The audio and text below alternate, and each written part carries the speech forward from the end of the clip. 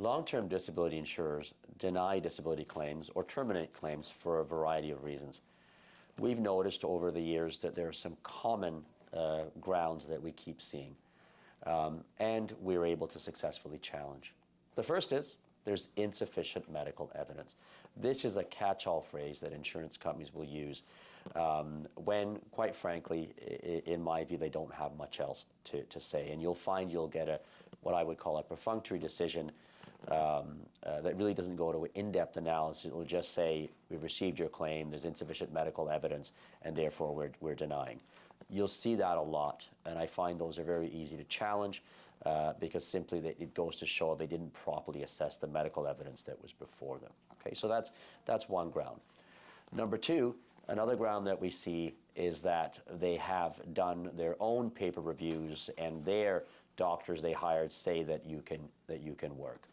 And again, those doctors they hire, they've never seen you. They've never met you, and you probably wouldn't even know what type of documents they in fact would have seen.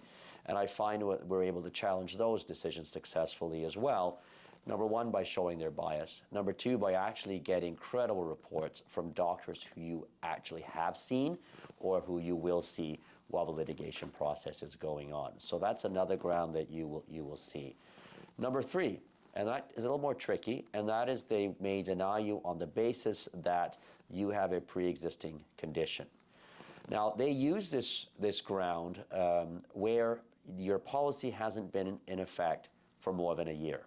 And then sometimes they'll say, well, we have to look back at the 90 days before coverage took effect or after coverage took effect, depending on the policy, or look in the entire first year. It really depends on which insurance companies and which policy you have.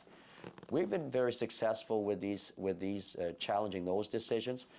Often insurers lump a condition together.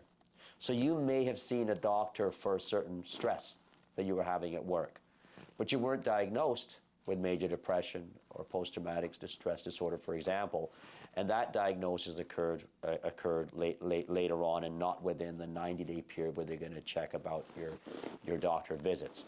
So we've been successful, I think, in distinguishing the past to what your disabling condition is.